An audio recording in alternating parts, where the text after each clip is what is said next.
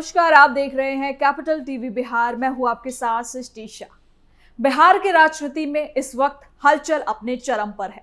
मुख्यमंत्री बनने के बाद सम्राट चौधरी अब अपनी सरकार को मजबूत करने और प्रभावी बनाने की दिशा में तेजी से कदम बढ़ा रहे हैं। एक तरफ कैबिनेट विस्तार की चर्चाएं जोरों पर है, तो दूसरी तरफ पहली कैबिनेट बैठक में लिए गए बड़े फैसलों ने सियासी माहौल को गर्म कर दिया है। माना यह जा रहा है कि जल्द ही मंत्रिमंडल में बड़ा फेरबदल हो सकता है, जिससे कई पुराने चेहरों की विदाई और नए चेहरों की एंट्री तय मानी जा रही है।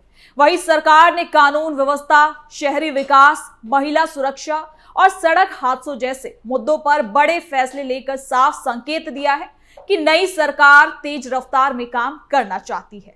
तो चलिए जरा विस्तार से जानते हैं क्या है ये पूरी खबर।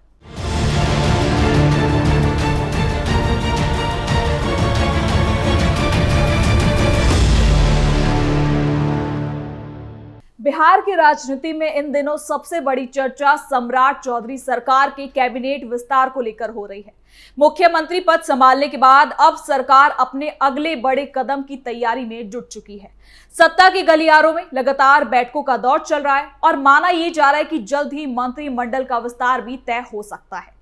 इस विस्तार को केवल आम प्रशासनिक प्रोसेस नहीं, बल्कि आने वाले राजनीतिक हलचलों से जोड़कर देखा जा रहा है। और यही वजह है कि पुराने चेहरों की विदाई और नए चेहरों की एंट्री को लेकर चर्चाएं भी तेज हो गई हैं। आपको बता दें कि इस मामले पर सूत्रों के मुताबिक सरकार इस बार कैबिनेट में बड़ा बदलाव करने के मूड में है। कई ऐसे मंत्री हैं जिनके नाम और कामकाज को लेकर सवाल उठते रहे हैं और जिनकी जगह अब नए नेताओं को मौका दिया जा सकता है। पार्टी नेतृत्व चाहता है कि सरकार में नए और नई ताकत आए, साथ ही साथ फुर्ती और जनता से सीधा जुड़ाव भी दिख सके। इसी के चलते कुछ पुराने चेहरों को हटाकर युवा और दमखम जैसे नेताओं को जिम्मेदारी देने पर सोच विचार किया जा रहा है। इसके साथ ही जिम्मेदारी देने से पहले किन मुद्दों पर फोकस भी रहेगा, इसके साथ क्या कुछ अवसर मिलेंगे, सब कुछ जानते हैं इस रिपोर्ट में।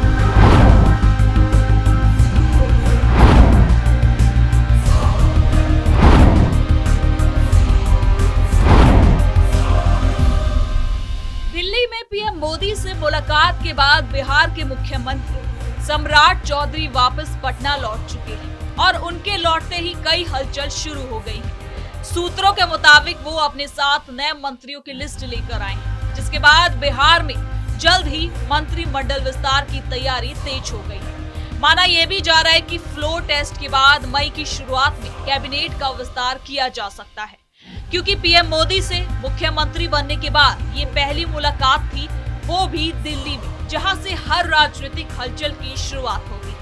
ऐसे में इस मुलाकात को भी कहीं ना कहीं औपचारिक रूप से शिष्टाचार की भेंट बताया जा रहा है।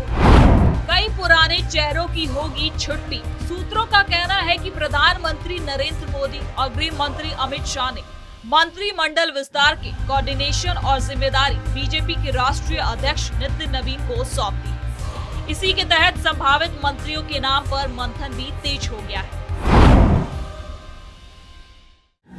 इसी बीच सम्राट चौधरी सरकार की पहली कैबिनेट बैठक भी काफी खास रही। मुख्यमंत्री बनने के बाद इस पहली बैठक में सरकार ने कई बड़े फैसले लिए, जिससे साफ संकेत मिला कि प्रशासनिक गति तेज करने की तैयारी है। बैठक में कुल 22 प्रस्तावों को मंजूरी दी गई है। इन फैसलों को विकास, शहरीकरण, कानून व्यवस्था और सामाजिक सुरक्षा से जोड़कर देखा जा रहा है। सरकार ने पटना, सोनपुर, गयाजी, दरभंगा, सहरसा, पूर्णिया और मुंगेर में चिन्हित टाउनशिप के विशेष और कोर क्षेत्रों के लिए 31 मार्च 2027 तक मास्टर प्लान अधिसूचित करने का लक्ष्य तय किया है। इस दिन तक इन क्षेत्रों में जमीन से जुड़े सभी कार्यों पर रोक लागू रहेगी। इसके अलावा मुजफ्फरपुर, छपरा, भागलपुर और सीतामढ़ी के सीतामपुर क्षेत्र में भी टाउनशिप विकास के लिए अलग से फैसला लिया गया है। इन क्षेत्रों में मास्टर प्लान अधिसूचित करने के लिए 30 जून 2027 तक जमीन खरीद बिक्री, हस्तांतरण और निर्माण कामों पर रोक लगाने का आदेश दिया गया है। ये रोक उन क्षेत्रों में लागू होगी जहां मास्टर प्लान तैयार किया जा रहा है। सरकार का कहना है कि बिना योजना के निर्माण होने से भविष्य में शहरों की दिशा बिगड़ जाती है, इसलिए पहले मास्टर प्लान लागू किया जाएगा और उसके बाद ही निर्माण गतिविधियों को अनुमति दी जाएगी। ये फैसला शहरी विकास की दिशा में बड़ा कदम माना जा रहा है।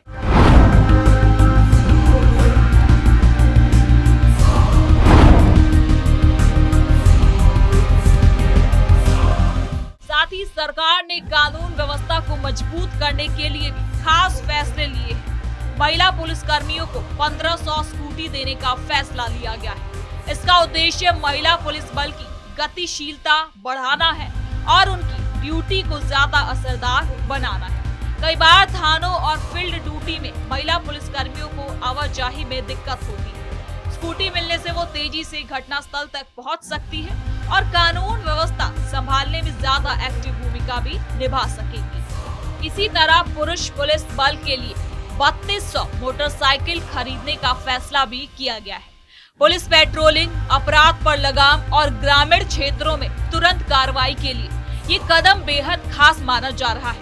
बिहार के कई इलाकों में अपराध रोकने के लिए तेज मूवमेंट जरूरी होता है। बाइक मिलने से पुलिस की पहुंच मजबूत होगी और अपराधियों पर दबाव बढ़ेगा।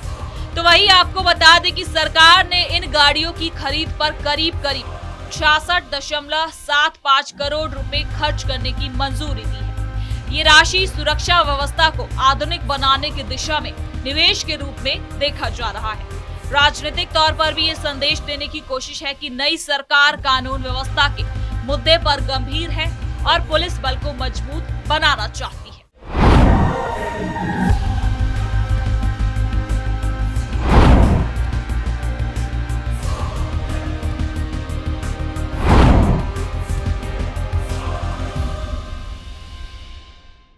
इसके साथ ही पहली कैबिनेट बैठक में धार्मिक जगहों के विकास से जुड़े प्रस्तावों को भी मंजूरी मिली है। बिहार ऐतिहासिक और धार्मिक नजरिए से काफी खास राज्य है।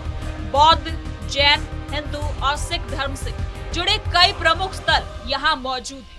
सरकार इन जगहों के विकास के जरिए पर्यटन को बढ़ावा भी देना चाहती है। अगर ये योजना जमीन पर उतरती है तो रोजगार के अवसर भी बढ़ सकते हैं और राज्य की अर्थव्यवस्था को फायदा मिल सकता है।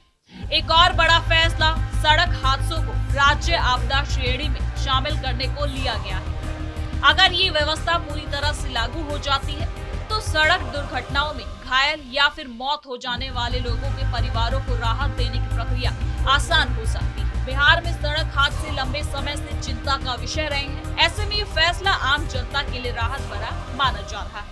सम्राट चौधरी सरकार की रणनीति साफ दिखाई दे रही है। एक तरफ राजनीतिक संतुलन साधने के लिए कैबिनेट विस्तार की तैयारी है, दूसरी तरफ प्रशासनिक फैसलों के जरिए जनता के बीच सक्रिय सरकार की छवि बनाने की कोशिश की जा रही है।